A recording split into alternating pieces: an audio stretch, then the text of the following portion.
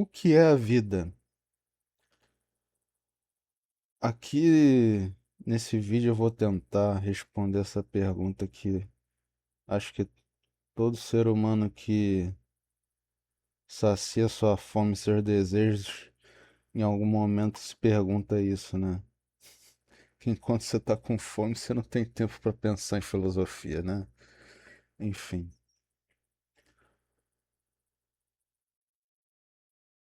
eu vou ser um louco, talvez um tanto arrogante de tentar responder uma pergunta que praticamente ninguém respondeu até hoje. Mas foda-se, eu tenho a minha resposta. Eu vou botar ela aí no mundo. Então, o que é a vida? Bom, vamos começar do começo. Primeira coisa que você percebe sobre a vida é que você tá vivo. Assim, se você tem consciência, dois neurônios funcionando, saciou tua fome, você percebe que tu tá vivo, né? Então, assim, a vida existe, isso é inquestionável. Estamos aqui, né? De algum jeito, mesmo que isso seja uma pura alucinação e você esteja em coma, mesmo que isso aqui seja uma simulação de um computador alienígena, não importa. Estamos aqui, ok? Isso é verdade. Mesmo que isso seja uma ilusão, estamos aqui. Alguma coisa está fabricando essa ilusão, ok?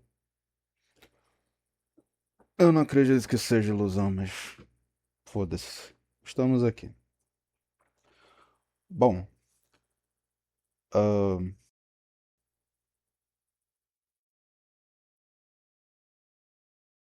uma vez que estamos aqui, a gente se pergunta muita coisa.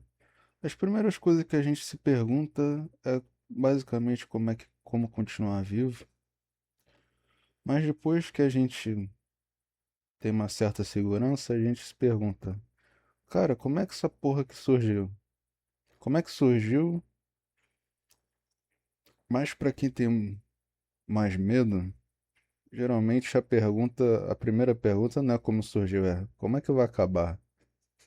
A pessoa percebe que, caramba, eu já vi tantas coisas morrerem, eu acho que eu vou morrer também. Algum dia. Algum dia eu vou morrer também. E aí? E depois? Como é que faz? Né? Então, assim, é, as duas perguntas terminam no mesmo ponto. Como é que isso aqui começou e o que que acontece depois que acaba? As duas perguntas têm a mesma solução. Vamos pela da pergunta da morte primeiro. Ora, a resposta mais científica e materialista é depois que você morre, a vida continua. Ninguém se importa que tu morreu. Tipo assim, a vida não se importa, tá? No máximo ali seus familiares, algum amigo, amiga, o seu cônjuge, seus filhos, talvez, que nem sempre é assim, né? Mas, tirando as pessoas com emoções, a vida continua, cara. Até a vida dessas pessoas continua. Então, a vida não morre, você morre. Já começa uma diferença, não é? Então, a vida é imortal, que senão não seria a vida, correto?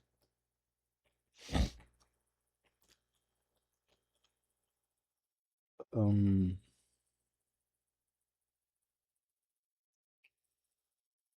a outra resposta, que ainda é materialista, de quando você morre, o que que resta? O que que acontece? Bom, o que que resta de você na realidade quando você morre? Primeira coisa é o seu corpo, né? Vai ser decomposto, vai ser absorvido pelas para os decompositores, as plantas e tudo mais. Mas todas as memórias que as pessoas tiveram de você vão continuar agindo na realidade. Por isso que os gregos antigos se preocupavam muito com ser lembrado, né? Ser lembrado era a mesma coisa que se tornar imortal, e ser esquecido era a mesma coisa que a verdadeira morte, né? Tanto que tem aquele caso do Nobel, todo mundo conhece Nobel como prêmio Nobel, né? Mas a verdade é que ele foi um dos caras que inventou, foi um químico, se eu não me engano é químico, que inventou várias armas químicas na Segunda Guerra, a primeira ou Segunda Guerra, acho que é a Segunda. E assim, ele ficou muito mal falado na época. E aí, para ele não morrer com aquele peso no nome dele, ele criou o prêmio Nobel para lavar a vida, lavar o dinheiro dele, entendeu? Enfim, as pessoas antigamente se preocupavam como eram lembradas depois que morriam. Mas além das lembranças,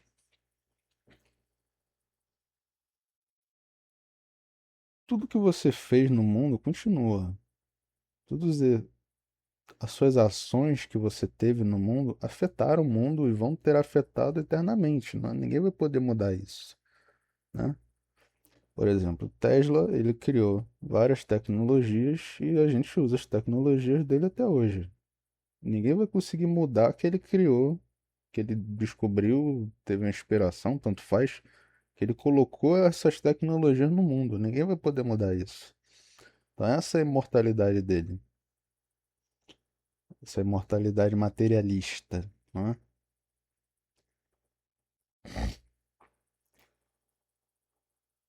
Mas,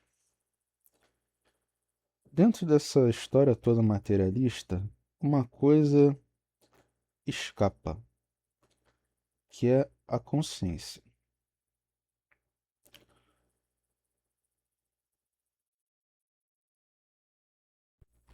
E a consciência, que a gente, que a ciência chama de consciência, os antigos chamavam de alma, de espírito, de Atma, não é? A fonte da sua existência. Se você não tivesse consciência de que existe, você não existe. Não tem aquela frase, penso, logo existo. Eu acho que essa frase é uma perversão porque você não é seus pensamentos, né? Você pode tanto ter pensamento dos outros influenciando sua cabeça, como você pode criar pensamentos que você quer. Você pode pensar ativamente sobre algo, você controla isso, né? Você pode até criar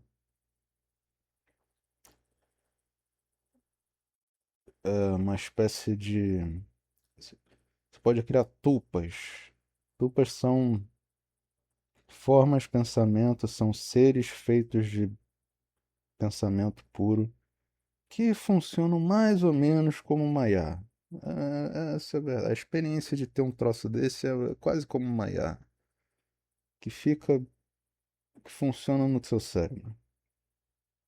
Natural, espiritual aí, uma IA natural. Enfim, como você controla o pensamento, você não é ele. Tudo que você controla não é você. Tudo que você controla e não controla não é você. As duas coisas não são você. Você é o que você é. E ser é uma palavra sem adjetivo. Adjetivos são característica, não é o coração da coisa. Adjetivos são só a casca, entendeu? Agora vamos voltar para outra pergunta. Como é que isso começou? Bom, a gente tem as respostas científicas, né? Porque a Terra teve 4 bilhões e meio de anos até chegar no ser humano. Aí teve a formação do sistema solar, as formações das galáxias e o Big Bang. E a gente não sabe o que que teve antes do Big Bang, né? Então, o Big Bang, ou até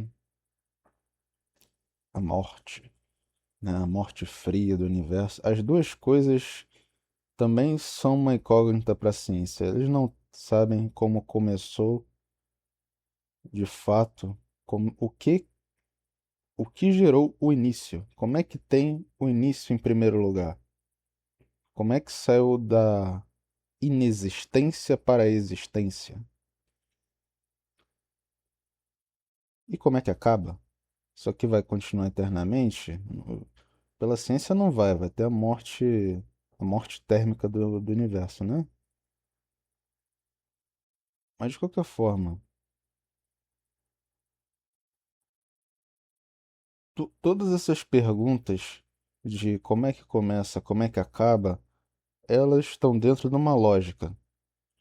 Então, é uma tentativa de criar um sistema fechado, né? Fechar um circuito elétrico ou fazer a cobra morder a própria cauda, né? Eu acho muito engraçado como o símbolo do Ouroboros é a mesma coisa que um circuito elétrico. Impressionante. Enfim, a gente está a gente está sempre tentando fechar a lógica de tudo, pegar e trancar tudo numa caixinha para dizer é isso. Só que quanto mais perto a gente chega do início, ou mais longe a gente chega no fim, a gente nunca tem a resposta res- respondida. A gente sempre fica mais perto, mais perto, mais perto, mais perto, mas nunca chega. E sabe qual é a minha resposta?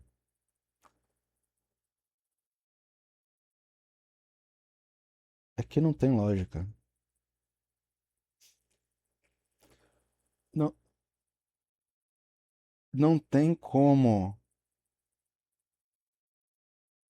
algo que obedece à lógica criar a lógica.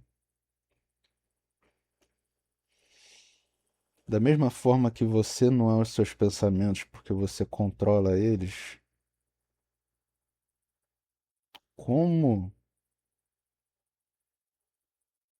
que algo vai criar a lógica e obedecer ela ao mesmo tempo? Não pode.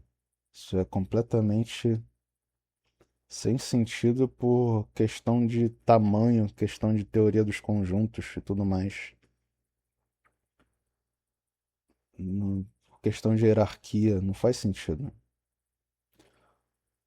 Para algo criar a lógica, necessariamente essa coisa precisa ser além da lógica, precisa ser ilógico, completamente indiferente a ter lógica ou não. Ela tem lógica se quiser, entendeu? Então, assim, a natureza da fonte de tudo, a fonte da existência, a fonte da lógica, é ilógica, é uma coisa louca e caótica. Assim como a entidade, Deus, deusa, que também não tem sexo, não tem sexo e tem sexo, é homem e é mulher. Não é homem, não é mulher, tudo isso ao mesmo tempo. Entendeu? É a pura loucura. A pura loucura criou toda a ordem no mundo. Quem diria, né? Que nem no mito grego, em que tudo veio do caos. Tem aquela história alemã também do Caos Kampf, mas essa daí eu nunca li, então não posso falar muito. mas acho que é algo similar. Enfim, toda vida vem da loucura. Vem de um ponto sem sentido, sem, sem necessariamente ter sentido, porque pode ter. Se, se ela, ele quiser, se você quiser, pode ter um sentido. Se assim for escolhido. Mas não tem um sentido por padrão. Não existe. Você faz o que quiser. Eles fazem o que quiserem. Entende?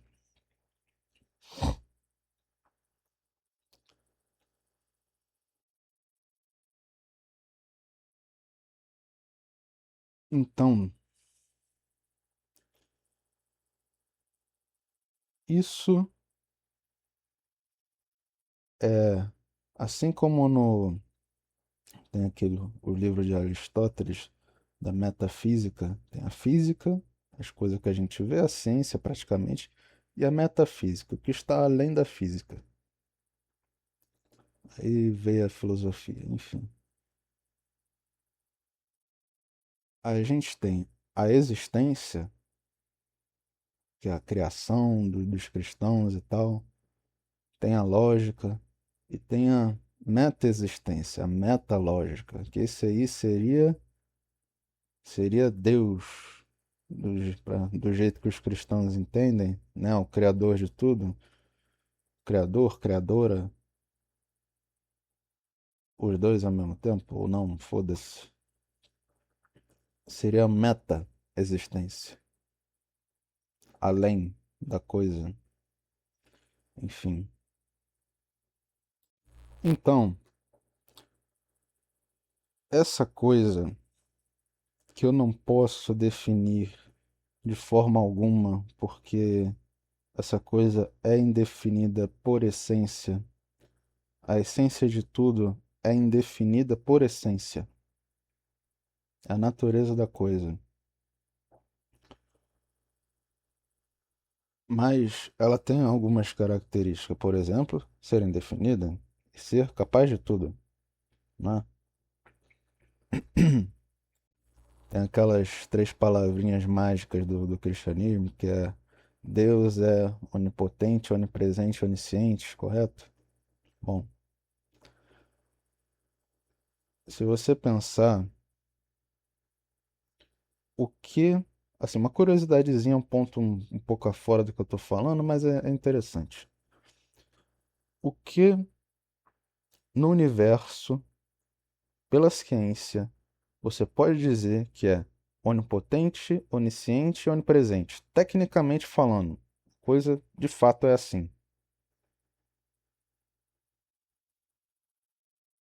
Vou dar um tempinho aí para vocês pensarem aí, porque a gente tem que exercitar o cérebro também, né, cara? É bom, faz bem.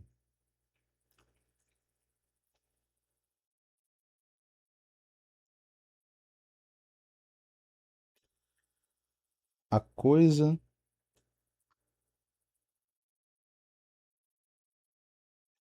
que no universo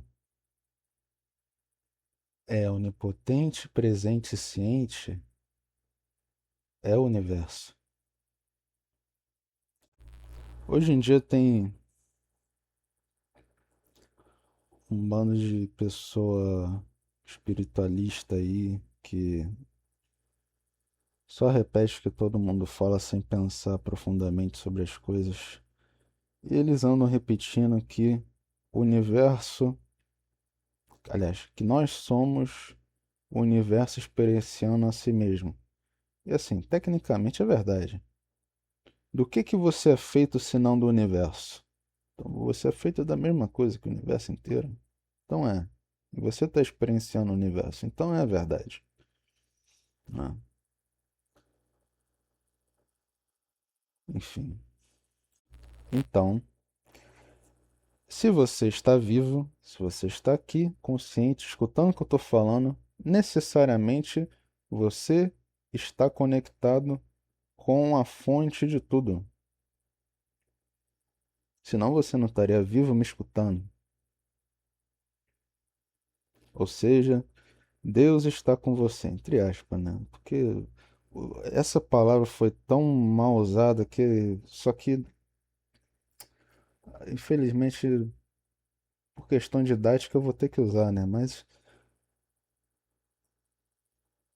eu não entendo bem como o Deus da Bíblia. Eu entendo como a fonte de tudo, a fonte da existência, a fonte de todo o poder, a fonte de tudo que existe, né? Que para os gregos eles chamam isso de caos. Então você está conectada com a fonte de tudo.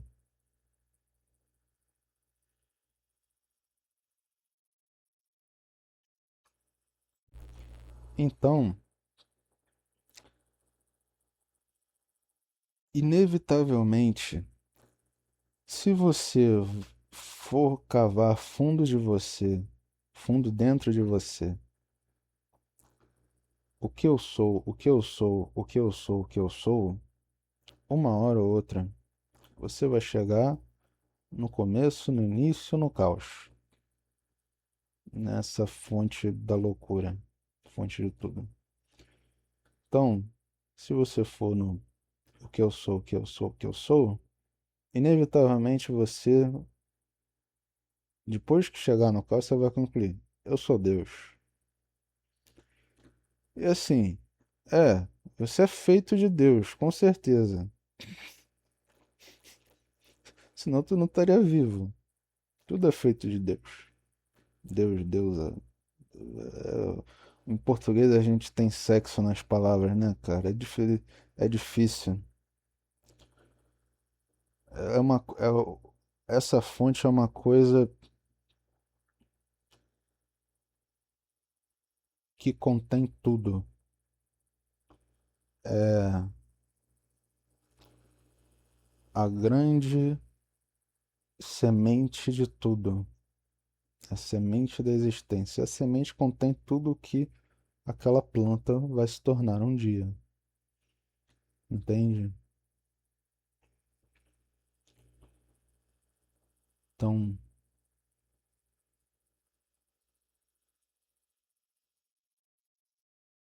então Deus, Deus, o caos, a fonte, e essa coisa, ao mesmo tempo, é, na teoria dos conjuntos, o círculo maior que engloba todos os outros círculozinhos menores do fractal. E, ao mesmo tempo, é a peça mínima e menor que existe que sustenta todo o universo. É a semente de tudo. É a coisa menor do que o átomo. É o átomo, é o Atma, né? É a menor pecinha do Lego. Enfim, é o grande círculo e o pequeno ponto. Igual no símbolo do Sol, isso é Deus. Isso é a mônada, a fonte, o caos, enfim.